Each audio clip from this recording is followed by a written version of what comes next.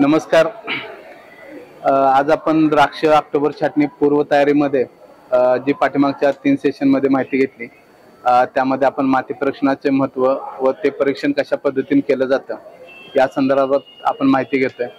काल आपण बघितलं असेल तर पीएच, एसी आणि ऑर्गॅनिक कार्बन याचे महत्त्व कसे आहे हे आपण पाहिलं.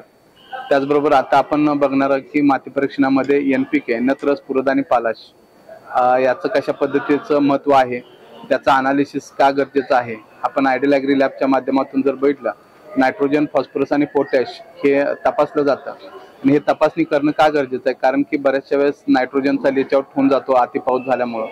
काही ठिकाणी फॉस्फरसचे वेगवेगळे संयुग तयार होऊन फॉस्फरस जमिनीमध्ये स्थिर झालेला असतो.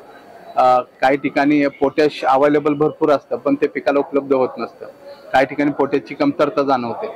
तर त्या दृष्टीने आपल्याला एनपीके तपासणं आणि एनपीके तपासल्यानंतर त्याचं योग्य त्या पद्धतीचं रिकमेंडेशन करणं हे ऑक्टोबर पूर्व छाटणीचं नियोजनामध्ये सर्वात महत्त्वाचं आहे. आज कोणत्याही व्हरायटी असल्या तरीसुद्धा त्या व्हरायटीमध्ये अन्नद्रव्य व्यवस्थापन हा एक सगळ्यात महत्त्वाचा भाग आहे, ज्यामध्ये रोग नियंत्रण असेल किंवा कमी खर्चामध्ये द्राक्ष नियोजन असेल. हे जर करायचं असेल तर आपल्याला माती परीक्षणातले हे घटक तपासून घेणे महत्त्वाचे आहेत.